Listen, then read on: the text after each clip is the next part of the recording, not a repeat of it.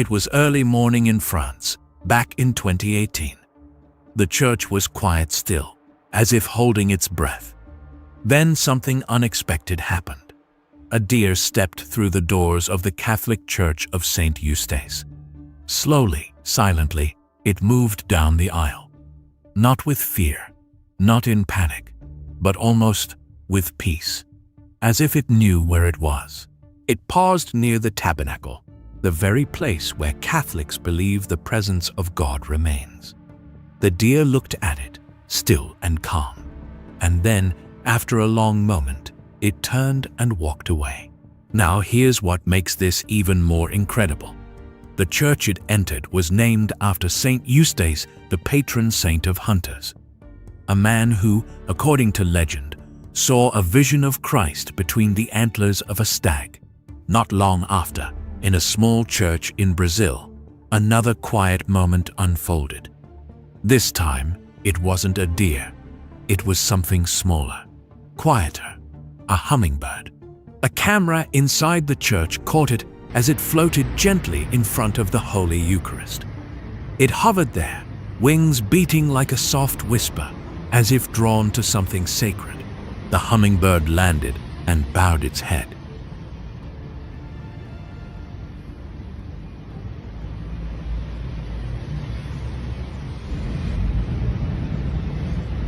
In many cultures, the hummingbird is more than just a bird. It's seen as a symbol of peace, a bridge between heaven and earth, a quiet visitor that carries joy wherever it goes. But here, in this still chapel, it seemed to be more than just a symbol. It felt like a sign. There was yet another moment, this time in 1995. It happened during the final evening of Pope John Paul's visit to the United States. That night, he was scheduled to briefly greet the seminarians at St. Mary's Seminary in Baltimore. The plan was simple: a short hello on the steps outside, then move on. But the Pope had something else in mind. Instead of staying outside, he quietly walked through the crowd and into the seminary building. He wanted to pray before the Blessed Sacrament. As soon as this change of plans was known, security teams rushed into motion. The chapel had to be cleared. It had to be safe, so they brought in the best. Specially trained rescue dogs used to finding people trapped under rubble after earthquakes or disasters. The dogs moved quickly through the halls, the classrooms, the offices. Then they entered the chapel. They passed the pews, walked slowly down the center aisle, and made their way toward the side chapel, where the Eucharist was kept. When the dogs reached the tabernacle, something unusual happened. They stopped, sniffed the air, then began to whine softly. They wouldn't move. Their bodies faced the tabernacle, their attention locked in. It was as if they were certain someone was there. The handlers called them back, but the dogs hesitated. They had done this work before, searching for people buried under rubble, survivors hidden from sight. And now, in that quiet chapel, they were acting just the same. But there was no one visible. No one, except the one Catholics believe is truly present in that tabernacle, Jesus Christ. Moments like this have happened before. Animals stopping, staring, bowing before the Blessed Sacrament. These aren't just stories. They're signs, reminders for a world that often forgets or doubts. Catholics believe that the Eucharist is not a symbol, but the real body of Christ, the same Jesus who walked the earth, fully God and fully man. And because he is present, the only right response is reverence, awe, and adoration. As we turn our hearts in devotion, nature too responds, not with words, but with wonder. And this isn't the only time such a thing has happened. In 1946, Portugal marked the 300th anniversary of its consecration to the Immaculate Conception. To honor the Virgin Mary, the people planned a grand procession. A statue of Our Lady of Fatima was carried on foot, beginning at the original site of the apparitions and continuing all the way to Lisbon. Along the journey, The statue passed through towns and cities, with fresh guards stepping in to carry it each time. Then, on December 1st, as part of the celebration, 6 white doves were released into the sky as a sign of thanksgiving. What happened next left everyone speechless. 3 of the doves flew straight to the statue and landed gently at the feet of Our Lady. And there they stayed. They didn't fly off. They didn't search for food or water. For the entire journey, through the crowds, through the noise, through the long miles, they remained right there, motionless. It was as if they understood, as if they were keeping watch. As the statue of Our Lady continued her journey through Portugal, the people welcomed her with deep devotion and love. In one city after another, rose petals were gently tossed into the air. They floated down softly, brushing against the 3 white doves still resting at the statue's feet. It was a tender scene, petals falling like a quiet offering, while the night sky above lit up with bursts of fireworks, celebrating the Queen of Heaven. Despite the long journey and the noise surrounding them, the doves showed no signs of fear or fatigue. From time to time, they would lift slightly into the air, fluttering just above the statue, as if to show the crowds that they were not simply asleep or too tired to move. They were choosing to stay. The sight became so moving, so unusual, that local newspapers began covering it.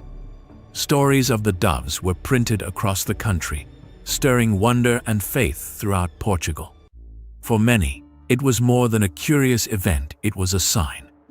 A visible reminder of the special place the Virgin Mary held in the hearts of the people. Finally, on December 5th, the statue arrived in Lisbon, just in time to prepare for the great feast of the Immaculate Conception, celebrated on December 8th. On the afternoon of December 7th, at exactly 3 p.m., thousands of children gathered for a special moment.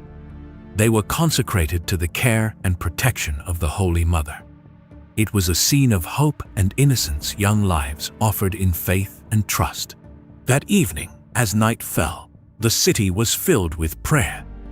Masses were offered through the night, filling the air with sacred hymns and candlelight. A massive procession took place, with thousands holding candles as they walked in silence, following the statue of Our Lady through the streets. The flickering lights, the scent of incense, the quiet footsteps, it all became part of a powerful moment of unity and devotion. The next morning, a solemn Mass was held in honor of the Blessed Mother. The church was filled with quiet prayers and the soft echo of sacred music. As the liturgy unfolded, something extraordinary happened. Without warning, the stillness was broken by the fluttering of wings. 2 of the doves, those same white doves that had traveled with the statue, took flight. One gently flew to the epistle side of the altar, the other to the gospel side.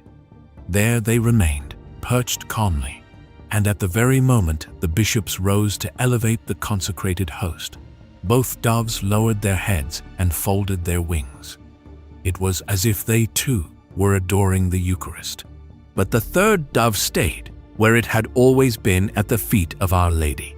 Then came the moment of Holy Communion. The church was silent, hearts lifted in awe. And as the bishop turned toward the people and raised the sacred host, saying, "Behold the Lamb of God," the 3rd dove moved. It rose from Mary's feet and flew upward, landing gently on the crown of the statue. Then, with the Eucharist raised high before the people, the dove opened its wings wide, pure white, and perfectly still. It was a breathtaking sight, a living symbol of worship, of heaven touching earth. In Mary, the faithful find more than a symbol. They find a mother who listens, a heart that understands, and a soul that brings their prayers before the throne of God. She stands as a bridge between heaven and earth, not in power, but in love. A maternal love that carries the weight of the world's hopes and sorrows in silence, in faith, and in grace. As we look back on these quiet, humble moments, animals bowing, birds standing still, doves following the statue of Mary, we're reminded of something far greater than coincidence. We see creation itself responding to the sacred. We see signs of wonder woven into the fabric of the natural world. We see heaven touching earth, not through thunder or fire, but through gentleness, through reverence. A deer stepping softly through the aisles of a silent church, gazing toward the tabernacle. A hummingbird hovering in place before the Eucharist, still as if in awe. Dogs trained for rescue, stopping in their tracks in front of the blessed sacrament. Doves released into the air, choosing to rest at the feet of Our Lady and refusing to leave even when surrounded by crowds, noise, and movement. And then, at the very climax of the Mass, spreading their wings as the Eucharist was lifted high. How can the soul not pause at this? How can the heart not be moved? For centuries, we've looked to the saints and to Scripture for signs of God's presence, and rightly so. But perhaps we forget that creation itself often becomes a canvas for the divine. That through animals and nature, God sometimes whispers to us truths we've forgotten. That reverence can live not only in the mind, but in the quiet instincts of a creature that recognizes holiness without words. These moments point us toward something more, toward someone more. They point us to Mary. She is not just a figure in stained glass or on a statue.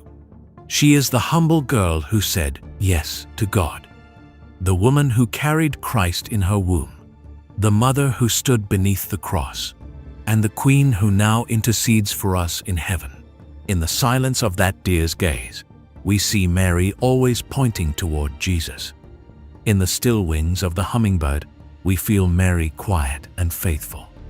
In the loyalty of those doves who would not leave her side, we glimpse Mary, our steady companion who never leaves us, even in our darkest hours.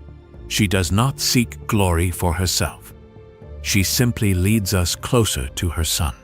For those who feel distant from God, for those who have wandered or grown weary, Mary does not condemn.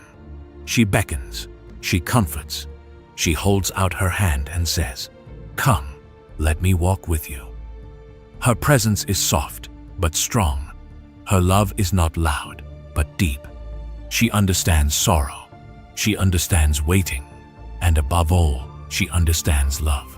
Throughout history, Mary has appeared in the most unexpected places, on mountaintops, in quiet villages, in war-torn lands. She has spoken to the simple, the poor, the young, and every time, her message is the same: return to Jesus. Trust in Him. Turn away from sin. Pray with your heart, and never give up hope. The events we've seen, the animals that bow, the doves that stay, the quiet gestures of nature, are reminders that heaven is not far, that the sacred is not locked behind stone walls or distant altars. It is here now, hidden in the Eucharist, reflected in a mother's love, whispered in the stillness. In our modern world, filled with noise, distractions, and doubt, these stories might seem small, insignificant, easy to overlook. But perhaps that's the point. God often speaks through the small: a flicker of wings, a bowed head, a dove resting at the feet of a statue. These are not just coincidences. They are invitations.